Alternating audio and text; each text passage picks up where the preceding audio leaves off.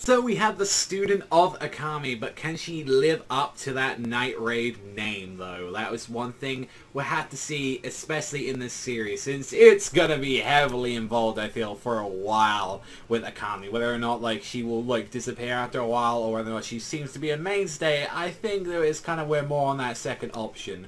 No, I did say it before as well with the first chapter of the series as well, where it's like, I am going to be mentioning spoilers to the end of the Akame, and I feel especially now with like some stuff that's being mentioned in this chapter as well, I am full out going on. So just full on, if I ever do continue doing like the series more, like so far I am actually having fun like talking about it, but it's kind of being treated as a slight sequel to the series, and especially with like the tattoos and everything on Akame, and with a little hint and all that, we do need to talk about the endings of the series. So you have been warned just in case, but like regardless of what and all that, like I think this chapter is good, and I still think, you know, like you check it out. I think it was a little bit, you know, it's setting some stuff that's going to be happening for war, but other than that and all that, a lot of this is going to be heavily talking about Akame and what actually did happen to her throughout the series. So one thing they like immediately get is that they let Akame like kind of rest in their little house and all that, from what we saw from the first chapter, and straight up and all that, like from what we've seen with like Hinowa, like she is straight up like training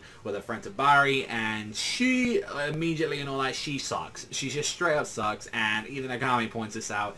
The reason why you suck so much, like, you know, is that you're alright swordsman, but you follow it to the book. Like, if you know every single move that you're going to be doing, you're going to be predictable as fuck to the opponent. You can't do that. You need to actually learn how to use technique. You need to trick your opponent. That's in every kind of, like, turn it into a turns, like, a little bit more of the simpler term. Let's take it back to fighting games or something. Let's think about that.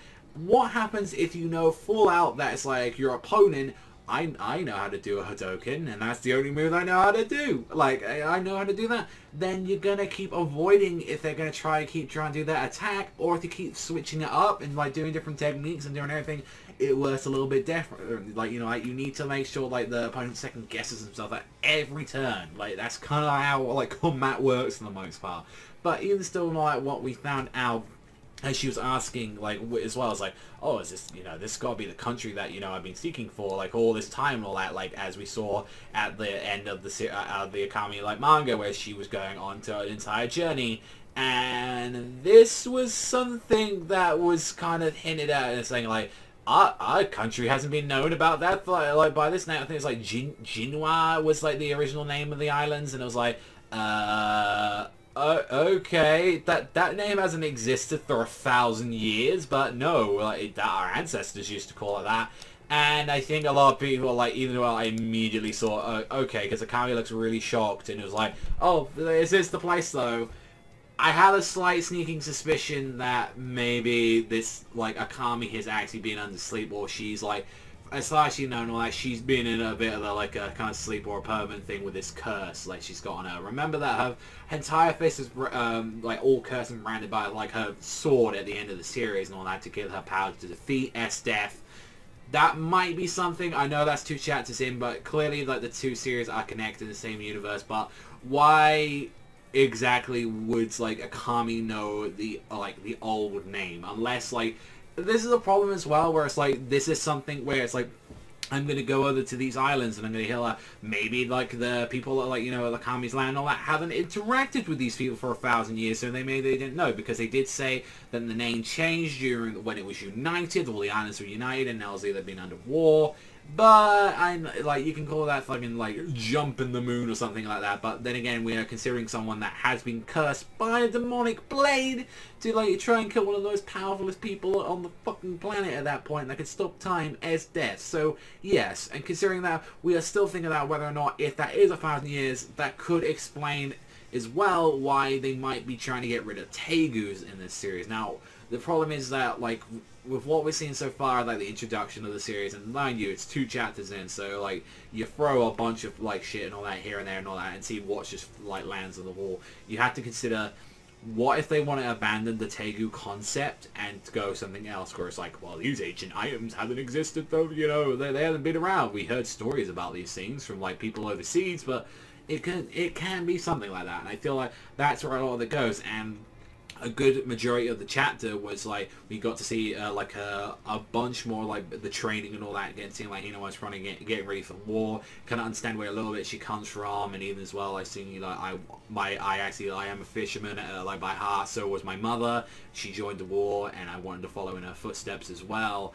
And you can see as well, like, she always picks up kind of, like, strays and stuff like that. Like, there's, like, few little things that we found out in Hinowa, which I kind of appreciate. There's, like, nice little bits that we know about her already, where it's like, oh, like, a lot of it was character building. A lot of it was, like, setting it up and then saying things like, I want to at least, like, she's clearly not, like, Akame at the start. When we saw Akame at the start of the series, she was already a full-fledged, experienced swordsman. She was a master of what she did already. And the fact is that she had a one-hit kill weapon, like, just straight up. And another question is, like, from what we saw there and all that, don't seem to see her blade at all. We don't seem to see, like, her actual blade at all. She is, like, practicing with a wooden one, and doesn't seem like she actually seems to, like, carry it. I'm pretty sure as well in the first chapter, like, we didn't actually see her blade next to her as well. So whether or not she's going to keep that, but in as well with her, like her friend as well, I could see like her friend getting immediately bodied straight away, and that would be like an actual like a reminder.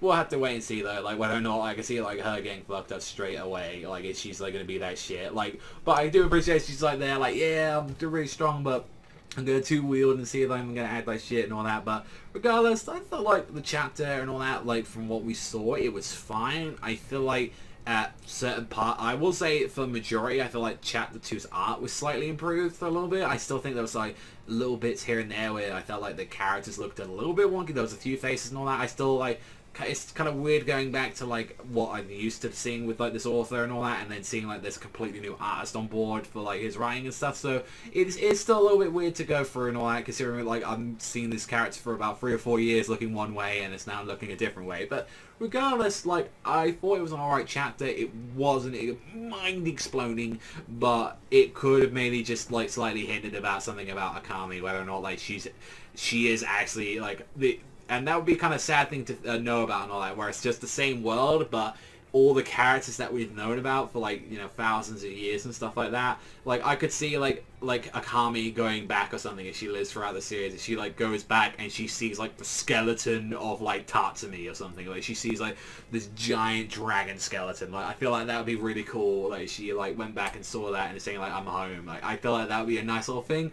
But whether or not that was just like something where it's like information on the islands is just like they hadn't known what's been going on in these islands for 1,000 years, could be something as well. But I'm very curious to see what you think. Am I fucking crazy, or do you think and all that there's more to words and all that we understood from that? That's all from me though. So thank you as always for watching and all that. Like I'll try and see if I can get like more of these chapters in there. I do think it's an enjoyable series so far and all that. The 2 chapters that come out. I'm curious to see where it's going to go though with this like kind of this whole raging like wars and the period and all that it's going for and all that. So thank you as always, and I'll see you guys though next time.